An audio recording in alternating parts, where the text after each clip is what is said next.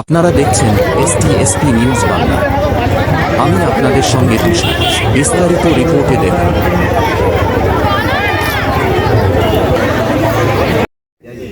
Man power ধরে নিয়ে তাদেরকে একটু সাবধানটা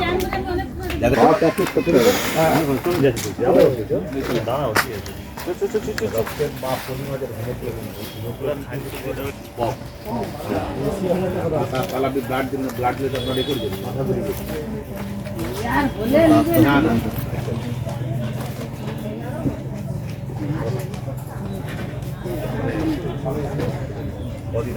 আদমপুর আদর্শ গ্রাম উন্নয়ন সমিতি ও গ্রামবাসীবৃন্দের উদ্যোগে গোপীনাথজিউর রথ ও মেলা উপলক্ষে আজকে স্বর্গীয় নিমাইচন্দ্র দাসের স্মৃতির উদ্দেশ্যে স্বেচ্ছায় রক্তদান শিবির অনুষ্ঠিত হয়েছে। আমরা পেয়েছি এই মেলা কমিটির এক সদস্যকে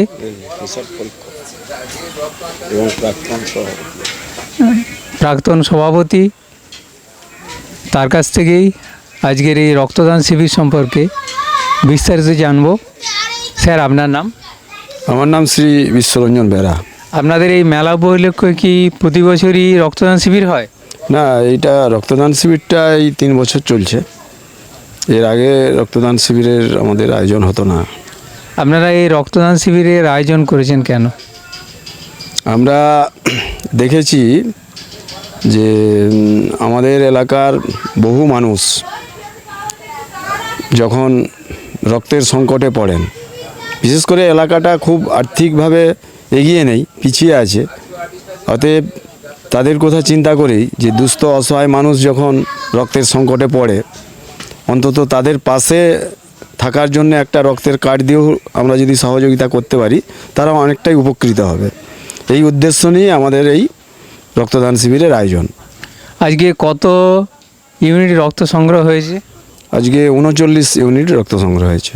কোন ব্লাড ব্যাংক এই রক্তদানে সহযোগিতা করেছে? এটা পাঁশকুড়া সুপার স্পেশালিটি হসপিটাল।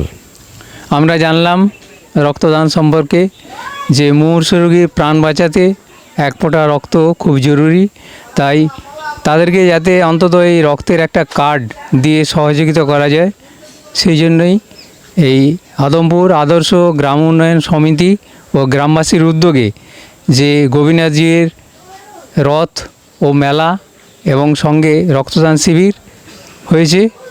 তো সহযোগিতার হাত তারা দিবেন।